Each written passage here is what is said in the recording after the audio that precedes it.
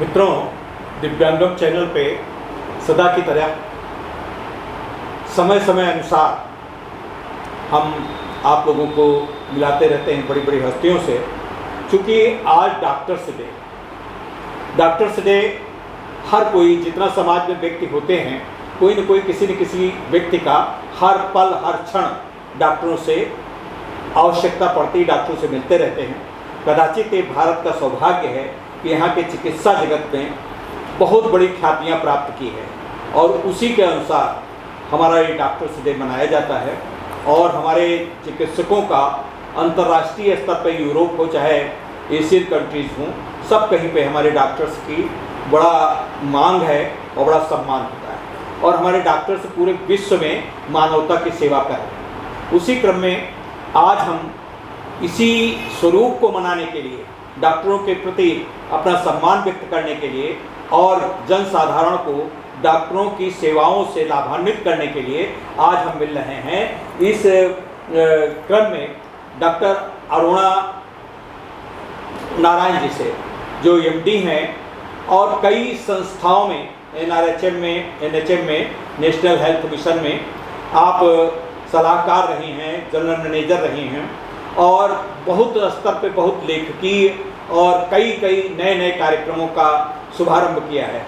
मैं आप लोगों को उनसे मिलाता हूं और आज विशेषकर कार्यक्रम होगा जो हम उनसे बातचीत करेंगे ग्रामीण क्षेत्र और हमारे स्लम एरिया की बहनों के लिए है, जिनका प्रसूति के बाद बहुत सारी समस्याएं पैदा हो जाती हैं और विशेषकर नवजात शिशुओं के लिए जो समस्याएं पैदा हो जाती हैं। तो उसी पर मैं बात कर रहा हूँ स्त्री रोग विशेषज्ञ डॉक्टर अरुणा नारायण जी से। नमस्कार। नमस्कार डॉक्टर साहब, आपका आज बहुत बहुत अभिनंदन करते हैं डॉक्टर्स डे पे और हम चाहेंगे कि हमारे समाज में डॉक्टर्स का दायित्व जो है, समाज की जो सबसे पिछड़ी इकाई है, उनके प्रति कल्याण की भावना रहती है। उसमें हमारी महिला, हमारी बहनें जो सबसे आगे होती हैं, उन बहनों के लिए विशेषकर समस्या होती है प्रसूतिकालीन। प्रसूति काल के विषय में आप कुछ बताएं, हम बड़े आपके कृतज्ञ हैं। मैं चाहूँगी कि हम शुरू करें शादी के बाद से।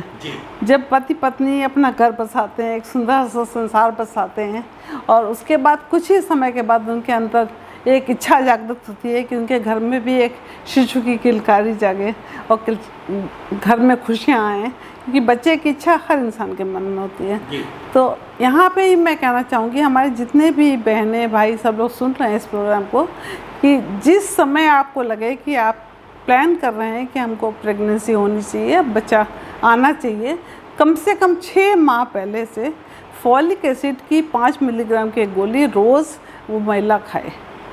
वो क्यों खिलवा रहे हैं, करे वैसे ही जी इस विषय में खाना चाहिए। हम लोग तो इनफैक्ट अब ये कहने लगे कि शादी होने के तुरंत बाद ही शुरू करा दो, क्योंकि पता नहीं कितनी जल्दी कंसीव कर जाए, क्योंकि हम लोग क्या पता नहीं चलता, शादी के पहले साल ही बच्चा कई बार आ जाता है। तो फॉलिक एसिड की गोली क्यों ज़रूरी है यहाँ मैं बताऊँगी, क्योंकि देखिए कुछ बच्चों में न्यूरल ट्यूब डिफेक्ट्स होते हैं।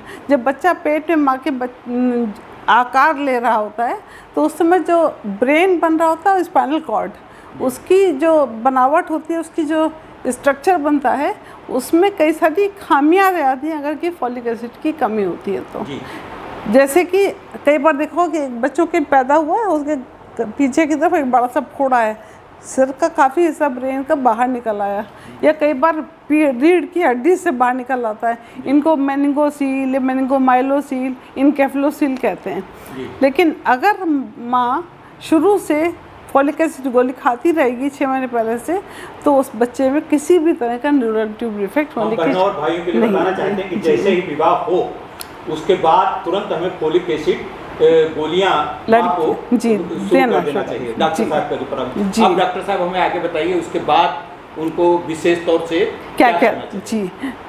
फिर जैसे ही पता चले कि प्रेगनेंसी हो गई है, ये अब पता चलता है महीना जैसे ही एक आपने मिस किया, उसके बाद आप 10 दिन 15 दिन वेट करते हैं, उसके बाद पता चलता है कि बच्चा ठहर गया है।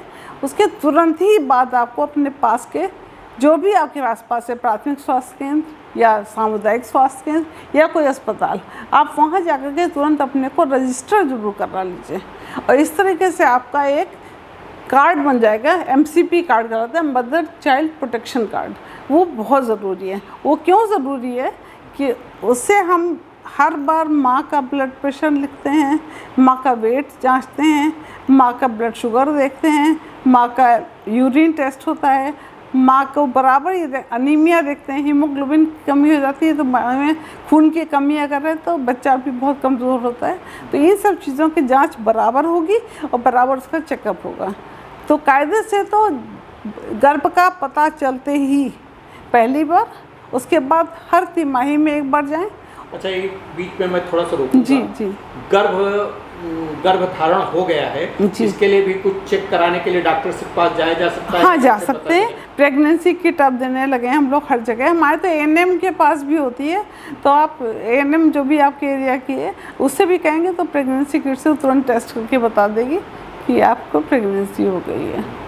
और उसके बाद फिर ज़रूरी है कि एक बार टेस्ट हो गया, पता चल गया, तो आप बराबर दिखाएं, रेगुलरली जांच कराएं और टेटनस की सुइयां ज़रूर लगवाएं। क्या बात?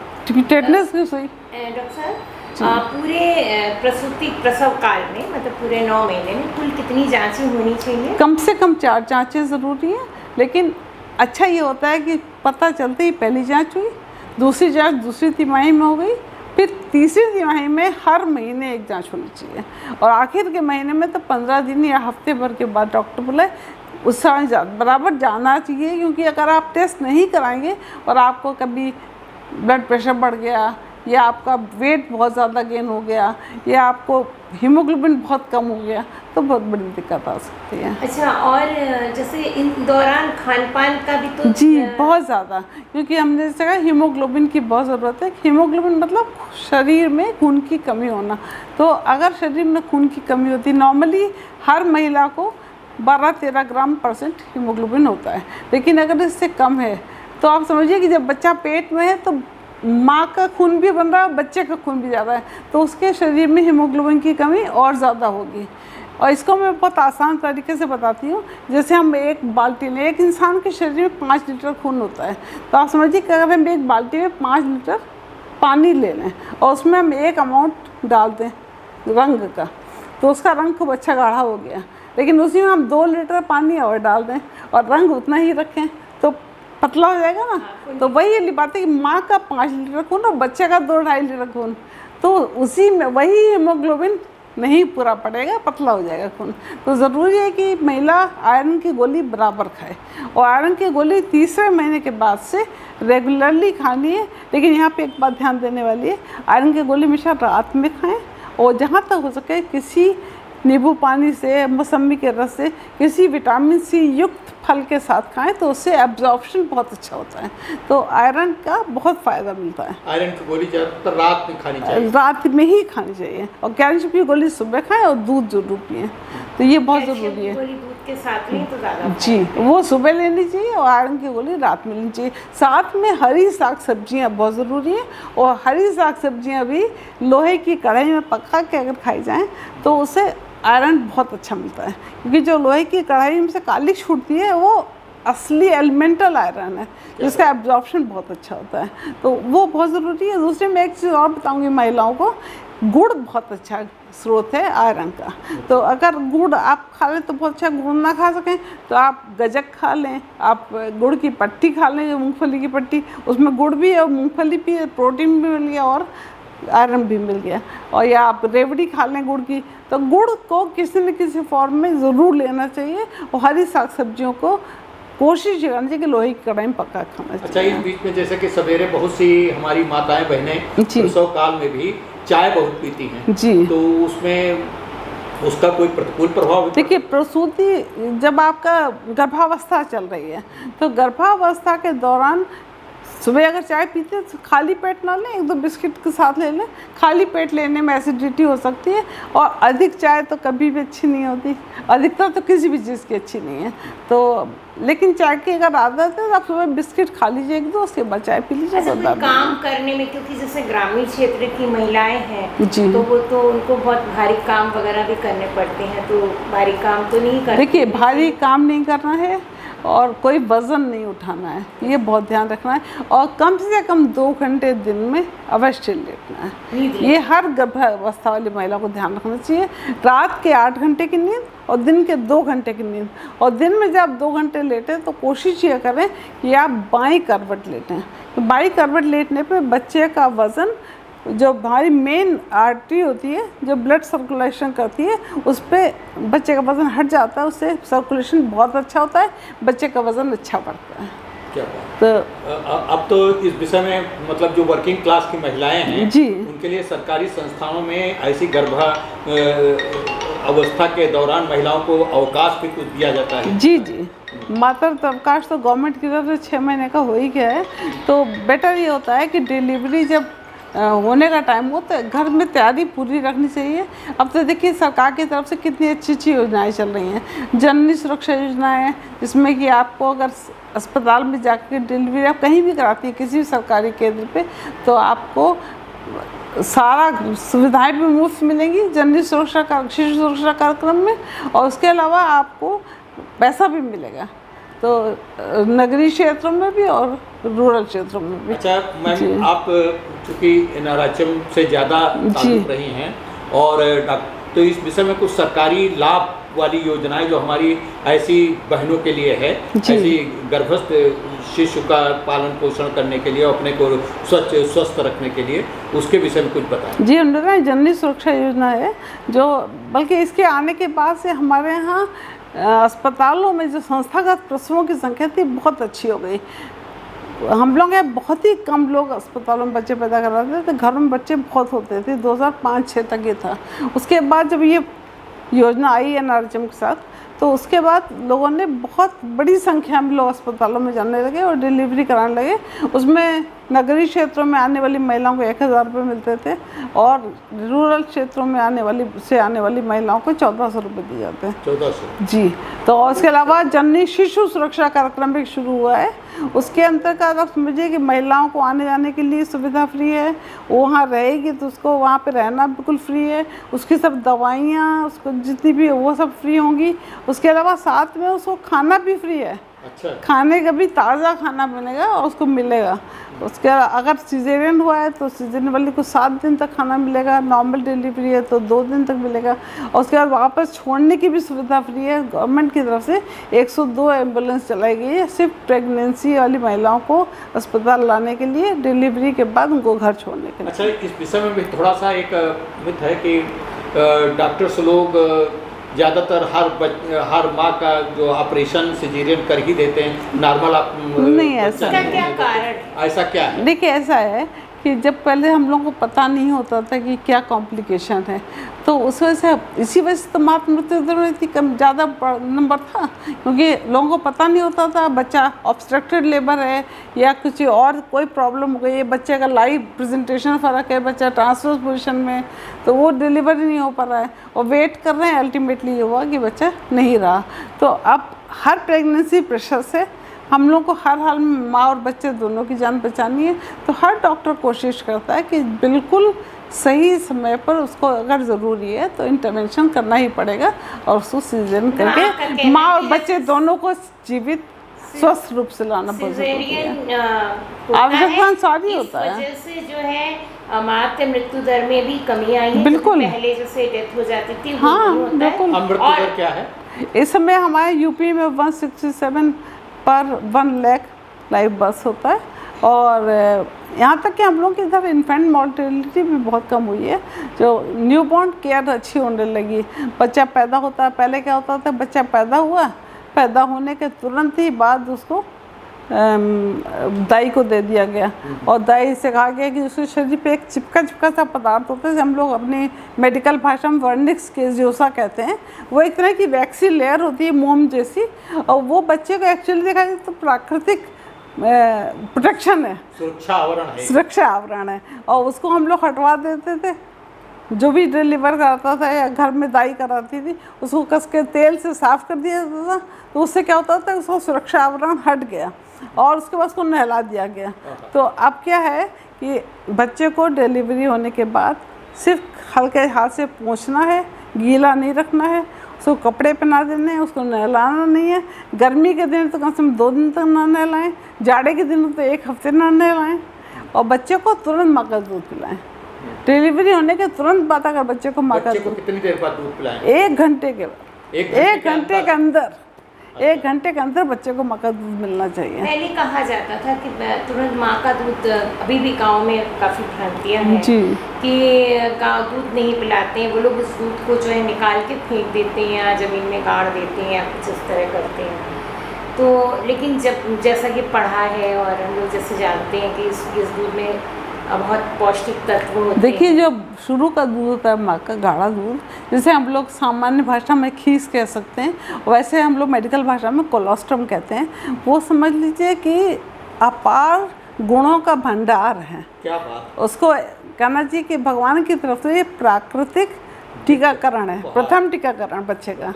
बच्चे को पहला प्रतिरोधी क्षमता बढ़ाने वाला ये दूध ही है, माँ का दूध ही माँ का पहला दूध। प्रतिरोधी क्षमता तो बच्चे बढ़ाने को वाला। पैदा होने के 1 घंटे के अंदर, अगर बच्चे का सिजेरियन से डिलीवरी हुई है तो भी हम लोग 4 घंटे के अंदर, ये समझ लीजिए कि माँ के लिए वो दूध अमृत है। हाँ बिल्कुल अमृत ही बच्चे के लिए अमृत है, है। बच्चे के लिए अमृत ही होता है माँ का दूध।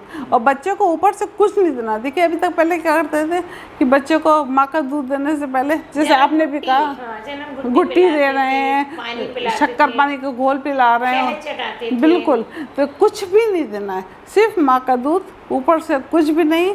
जब बच्चा मांगे तब बच्चे को दिया जाए, और बच्चे को बराबर माँ और बच्चे को चिपका के रखा जाए। वरना पहले पालने रखे रहते थे अस्पतालों में, बच्चे को अलग कर दिया जाता था। तो ये बच्चे को माँ के शरीर की गर्मी मिले।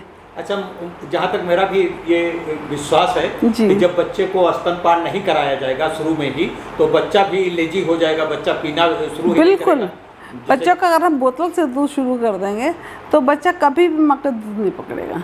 इसलिए कोशिश ये करनी चाहिए कि बच्चे को माँ का ही दूध पे रखा जाए, और केवल माँ के दूध पर 6 महीने तक, मतलब 6 महीने तक बच्चे को 1 बूंद पानी की भी ज़रूरत नहीं है। माँ के दूध में पर्याप्त पानी है, पूरे सारे पौष्टिक गुण हैं, उसमें पूरा प्रोटीन है, कार्बोहाइड्रेट है, पूरे विटामिन्स हैं, मिनरल्स हैं, सब कुछ है बच्चे के लिए। तो बच्चे के लिए कंप्लीट फूड है वो।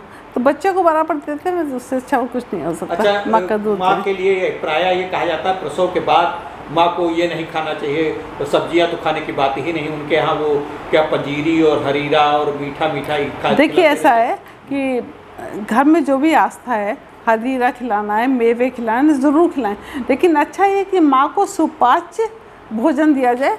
पतली खिचड़ी, दाल, रोटी, अंडा, हरी सब्जियाँ, ये सब ज़रूरी है। बाकी अगर आपके बहुत मन है तो आप हरीरा भी थोड़ा बहुत खिला दीजिए, लेकिन सबसे ज़रूरी है कि बच्चे को, माँ को पौष्टिक खाना मिले, और माँ को दूध अवश्य पिलाएं। जब माँ की ताकत बनी रहनी चाहिए, उसने जो एनर्जी उसकी लूज़ की है उसका गेन करे। हरी साग सब्जियाँ ज़रूरी हैं, क्योंकि माँ का खून का रक्तस्राव भी होता है, तो उसके शरीर का हीमोग्लोबिन भी अच्छा बने। और सबसे बड़ी बात है कि उसको, बच्चे को दूध पिलाते रहना है, तो उसके अंदर एनर्जी बनी रहना बहुत ज़रूरी है। अच्छा, हमारे संज्ञान में इधर विकलांग साथी ट्रस्ट के और हमारे दिव्यांगों के संज्ञान में आया है कि प्रायः बच्चे बोल नहीं पाते हैं, और वो 2-3 साल बाद पता चलता है कि बच्चे के बोलने की शक्ति नहीं है, सुनने की शक्ति नहीं है। इसका कुछ शुरुआत में? अरे ये तो बहुत अच्छा, हम लोगों ने गवर्नमेंट का बहुत अच्छी स्कीम शुरू हुई है, राष्ट्रीय बाल स्वास्थ्य कार्यक्रम, RBS के हम लोग कहते हैं। इसमें हम लोगों ने हर PSC पे टीमें रखी हैं, हर सामुदायिक स्वास्थ्य केंद्र स्तर पर। तो उसमें जो टीमें हैं वो, उसमें डॉक्टर्स भी हैं, पैरामेडिकल स्टाफ भी है, नर्सेस है, NM भी हैं। वो लोग जा कर के हर न्यू बॉर्न को चेकअप करती हैं, और उनके पास सारे इक्विपमेंट्स हैं, और उनको ट्रेनिंग दी गई है कि वो देखें कि बच्चा जन्मजात आँखों की रोशनी में तो कोई गड़बड़ नहीं है, कान से सुन पाता है कि नहीं सुन पाता है। बोल तो नहीं पाएगा बच्चा, लेकिन वो कान की शक्ति देख लेंगे, वो घंटी भी दी जाती है, उनको टॉर्च भी दी जाती है कि रोशनी से देखें कि बच्चा ज़्यादा देख पा रहा है कि नहीं। तो ये शुरू में ही पकड़ में आ जाता है। और बच्चे को अगर सुनने की शक्ति नहीं होती है तो बच्चा बोल भी नहीं पाता, क्योंकि बच्चा जो सुनेगा नहीं वो बोलेगा नहीं। तो जी, तो बिल्कुल इसके लिए हम लोगों ने, इसीलिए हम लोगों ने इनफैक्ट राष्ट्रीय बाल स्वास्थ्य कार्यक्रम शुरू ही इसलिए हुआ है कि बच्चे को सारे जन्मजात दोष बहुत जल्दी पकड़ में आए, समय पर पकड़ें, समय पर इलाज हो, जिससे कि बच्चा स्वस्थ जीवन जी सके। अच्छा, माताओं के लिए विशेष तौर से हम प्रश्न जी। पूछना चाहेंगे जी। कि प्रायः इस बात की शिकायत रहती कि माँ का पेट बड़ा हो गया और उनको पेट कैसे कम करना चाहिए, किस तरीके से वजन बढ़ गया, जी। और उसमें चूंकि मसल्स तो बहुत ढीली हो ही जाती हैं, जी, जी। और तो उसमें उसको कैसे क्या वजन कैसे कम किया जाए? देखिए, ऐसा है, नॉर्मली क्या होता है कि डिलीवरी जब प्रेगनेंसी होती है तो पेट तो बड़ा होता है, क्योंकि बच्चा पूरा पल रहा होता है। लेकिन उसके बाद 45 डेज़ तक तो आप नॉर्मल जैसा भी आप सादा खाना खाइए, थोड़ा बहुत आप ड्राई फ्रूट्स वगैरह खा सकती हैं, लेकिन बहुत ज़्यादा ना खाएं, उससे वज़न पे एकदम से बढ़ जाता है। और उसके 45 दिन के बाद एक्सरसाइज शुरू कर दें, हल्का व्यायाम। 45 दिन से पहले नहीं? नहीं, 6 वीक्स तक नहीं, उसके बाद। और उसके बाद हल्के व्यायाम, हल्का खाना, बच्चे को बराबर दूध पिलाएं। दूध पिलाना माँ के फैट को छांटने का सबसे अच्छा ज़रिया है। क्या बात है! क्योंकि नॉर्मली लोग कहते थे कि हम बच्चे को दूध नहीं पिलाएंगे, हमारा शेप खराब हो जाएगा बॉडी का। लेकिन सच बात तो ये है कि जब बच्चा माँ का दूध पीता है तो बच्चा सारा फैट खींच लेता है और माँ उतनी सुडौल हो जाती है। मतलब कि कहने का मतलब है कि ये एक तरह से माँ के लिए भी वरदान होगा, अगर वो बच्चे के लिए भी वरदान हो गया और माँ के लिए भी वरदान हो डॉक्टर गया। साहब ये भी है ना कि जैसे बच्चे को पूरा पेट भर के 6 महीने तक अगर माँ दूध पिला रही है तो शायद माँ दोबारा कंसीव करने में कुछ बिल्कुल लैक्टेशन एमेनोरिया होता है, तो उसके लिए एक तरह से ये भी प्राकृतिक गर्भ निरोधक का काम करता है। और उसके बाद हम यहाँ पे ये कहेंगे 6 महीने तक केवल माँ का दूध, लेकिन 6 महीने के बाद ऊपरी आसानी से पचने वाली चीज़ों के साथ माँ का दूध चलता रहेगा, कम से कम 2 साल की उम्र तक। केला वेला कम से कम 2 साल की उम्र तक माँ का दूध चलना चाहिए। उसमें आप पका हुआ केला मसल खिलाएं, उबला हुआ आलू मसल खिलाएं, खूब गाढ़ी गाढ़ी घुटी हुई दाल। यहाँ पे एक बात कहूँ, लोग दाल का पानी पिलाते हैं। अक्सर लोग कहते हैं हम क्या खिला रहे हो, दाल का पानी दे रहे हैं। दाल का पानी मतलब ऊपर का पानी अगर दिया तो उसमें क्या आया, नमक, हल्दी और पानी। हम बच्चे को प्रोटीन देना चाहते हैं तो बच्चे को गाढ़ी गाढ़ी घुटी हुई दाल दें, खूब मसली हुई खिचड़ी खिलाएं, अच्छे से मसली हुई दलिया दे सकते हैं, केला मसल खिलाएं, उबला आलू खिलाएं। थोड़ा बच्चा और बड़ा हो जाए तो आप थोड़ा सा पीले जर्दी भी अंडे की खिला सकते हैं। धीरे धीरे बढ़ाएं, लेकिन माँ का दूध 2 साल तक कंटिन्यू रखें। और डॉक्टर जैसे कि नवजात अभी बहुत हम बात कर रहे थे, क्योंकि आपने इस पे बहुत काम किया हुआ है जी जी केयर पे। पहले बहुत होता था कि 27 दिन के अंदर कुछ ना कुछ ऐसी बीमारियां हो जाती थी बच्चों को, जिससे कि बच्चों की डेथ होती। जी जी गाँव में हाँ बहुत कमी आ गई है। पूर्वांचल के साइड में भी बहुत होता जी, था, जी। लेकिन अब उसमें बहुत कमी आ गई, क्योंकि कई स्कीम ऐसे आ जी, गए जी, और जी। सब जांच वाँच की सुविधाएं हो गई। तो लेकिन अभी भी जो भी है, जो भी व्यवस्थाएं हैं, क्या वो सुदूर गांव तक है? CSC PSC पे भी बिल्कुल हर जगह नेटल यूनिट का है। बिल्कुल बिल्कुल हर जगह। अब तो हम लोगों ने हमारे प्रदेश के ज़्यादातर सभी ज़िलों में SNCU काम कर रहा है, जिसे हम लोग कहते हैं सिक न्यूबॉर्न केयर यूनिट। और उसके अलावा हर CSC पर एक न एक बच्चे के लिए NBSU, जिसे कहते हैं न्यूबॉर्न स्टेबलाइजेशन यूनिट बन गई है। और यहाँ पे आपने खाना इन्फेक्शन, उसकी बात की 1 महीने में बच्चों की मौत ज़्यादातर क्यों होती थी? एक तो प्री टर्म बच्चा हो जाता है, प्री मेच्योरिटी की वजह से। तो प्री टर्म है या प्री मेच्योरिटी या लो बर्थ वेट बेबी है, तो ये नॉर्मली इसलिए क्योंकि माँ गर्भावस्था में माँ ने अच्छी सी डाइट नहीं खाई, माँ ने अपनी केयर नहीं की, इसलिए बच्चा जो है वो गड़बड़ हो गया। तो दूसरी चीज़ क्या हो सकती है कि बच्चा जो है इन्फेक्शन हो गया। और इन्फेक्शन का सबसे बड़ा कारण क्या था, या तो नाभि में वो लोग कोई ना कोई चीज़ ऐसी लगाते थे, जैसे कि तेल लगा दिया, घी लगा दिया, यहाँ तक कि गांव में लोग मिट्टी या गोबर भी लगा देते थे। जी, तो ये इन्फेक्शन की नाभि को बिल्कुल ड्राई रखना है, सिर्फ स्पिरिट से पोंछा बिल्कुल साफ रखना है, नाभि में कुछ भी नहीं लगाना, ना लाल दवा ना पाउडर, कुछ भी नहीं। अच्छा, उसके अलावा ऊपर का दूध जो बोतल से पिलाते थे उससे इन्फेक्शन होता था, तो सिर्फ माँ का दूध पिलाएं, माँ का दूध पिलाएं, नाभि को साफ रखें, इन्फेक्शन के चांसेस मिनिमम हो जाएं। और बच्चे की मिनिमम हैंडलिंग भी बहुत ज़रूरी है। बच्चे को हर किसी के गोद में ना दिए जाएं। हम लोग क्या है कि बच्चे की छठी हो रही है तो छठी में सब औरतें बैठ गई और बच्चे को सब लोग गोद में ले रहे हैं, उसके ऊपर अपने रुपया डाल रहे हैं, तो उस पैसे से बच्चे को इन्फेक्शन क्योंकि वो इन्फेक्शन का सोर्स है। तो बहुत बच्चे की महत्वपूर्ण बात है। मिनिमम हैंडलिंग हो। अच्छा, आप लोग इस बात को देखें कि जी। जब बच्चा हो तो उसको ज्यादातर लोगों के सामने बार बार ले जाकर के बिल्कुल उसको ना पैसे रखें। देना, ये सब चीजें देना बहुत ही बच्चों को हानिकारक है। साफ सुथरी जगह पर और सिर्फ माँ उसको हैंडल करे या 1-2 लोग और करें। बच्चे को गर्म रखें, बच्चे को माँ से चिपका के रखें, केवल माँ का दूध पिलाएं, ऊपर से दूध ना पिलाएं ऊपर का बोतल का। तो इन सब चीज़ों का अगर हम ध्यान रखते हैं तो कोई वजह नहीं कि बच्चा हमारा स्वस्थ रहेगा। अच्छा, एक और इम्पोर्टेंट बात है, जो हमारी बहनें हैं जी प्रायः उनको जब प्रसव के बाद जी माहवारी का पीरियड जो है 1 साल 1.5 साल नहीं होता है, 6 जी। महीना नहीं होता है, तो बहुत घबरा जाती, कोई कैंसर की बीमारी मान लेता है तो कुछ, तो उस विषय में क्या भ्रांतियाँ हैं, उसका निवारण कैसे? देखिए, ऐसा होता है कि नॉर्मली जब बच्चे को माँ केवल अपना दूध पिलाती है तो लैक्टेशनल एमेनोरिया हो जाता है, उसमें उसको ओव्यूलेशन नहीं होता। ओव्यूलेशन नहीं होगा तो प्रेगनेंसी भी नहीं ठहरेगी। तो एक तरह से देखा जाए तो एक प्राकृतिक गर्भ निरोधक काम करता है। लेकिन तब भी केयरफुल रहना चाहिए कि कभी कभी लोग सोचते हैं कि हमें तो महीना आ नहीं रहा है तो हमें कुछ नहीं होगा, लेकिन तब बच्चों का गर्भ ठहर जाता है। तो इसके लिए भी केयरफुल रहना ज़रूरी है और कोशिश ये करनी चाहिए कि पहला बच्चा जब हो गया कम से कम 3 साल का हो जाए, उसके बाद आप कंसीव करें। अंतराल एक बीच के कम से कम 3 साल के बाद कंसीव करना चाहिए। पहले बच्चे और दूसरे बच्चे के बीच में जी। 3 साल का अंतराल कम से कम निश्चित रूप से बहुत होना ज़रूरी चाहिए। है जी। और मैं विशेषकर रिकमेंड करूंगा कि 2 बच्चों के बाद पूरा बिल्कुल नहीं होता क्योंकि डॉक्टर साहब, ये जैसे पहला बच्चा हो उसके बाद फैमिली प्लानिंग प्रोटेक्शन लेने के लिए जी कब से स्टार्ट किया जाए? देखिए, बच्चा मेथड अपना बेस्ट तो ये होता है कि आपको बहुत सारे तरीके आजकल तो आ गए। देखिए, IUCD वगैरह हाँ, कब तक लगाएं? कॉपर टी तो आप 1.25 महीने के बाद जाके लगवा सकते हैं, 6 वीक्स के बाद जाके लगवा और सकते डिम्पा? हैं। और आप वो आपके ऊपर डिपेंड करता है कि आप इंजेक्शन लगवाना चाहते हैं नहीं, तो मतलब आप लगवाइए। अगर कोई लगवाना चाहे जो लगवाना चाहे तो वो जाके लगवा वो भी सकते 1.25 महीने हैं बाद? जी 1.25 महीने बाद हाँ। कुछ भी करें। और अगर आप बच्चों को दूध पिलाना बंद कर देती हैं तो उसके बाद आप गोली भी खा सकती हैं। और उसके अलावा आपको ये वाली गोली जो नई शुरू हुई है छाया, वो ले सकते हैं, बहुत छाया? अच्छी है, साप्ताहिक गोली है वो तो।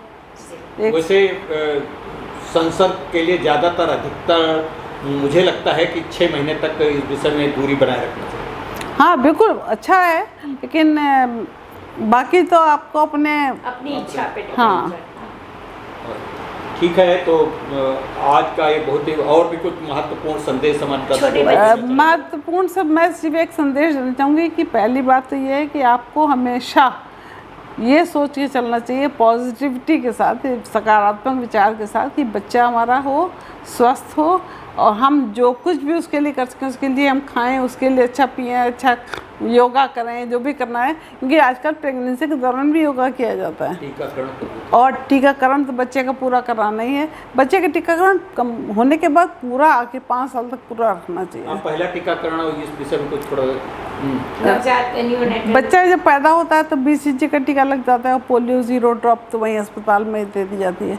उसके बाद आपको 1.5, 2.5 और 3.5 महीने पे पोलियो और DPT की वो डॉक्टर साहब वहाँ पे सेकेंड बता डोज, देंगे। हाँ जी, और 9 महीने पे खसरे का टीका पूरा लगेगा। चार्ट दे दिया जाता है। बिल्कुल चार्ट मिल जाएगा आपको, कार्ड बन जाएगा और जब अपना कार्ड देखते रहिए, जब आपको नेक्स्ट बुलाएंगे तो आप जरूर जाइए, लेकिन टीकाकरण कंप्लीट होना चाहिए। टीकाकरण कंप्लीट जी। होना चाहिए।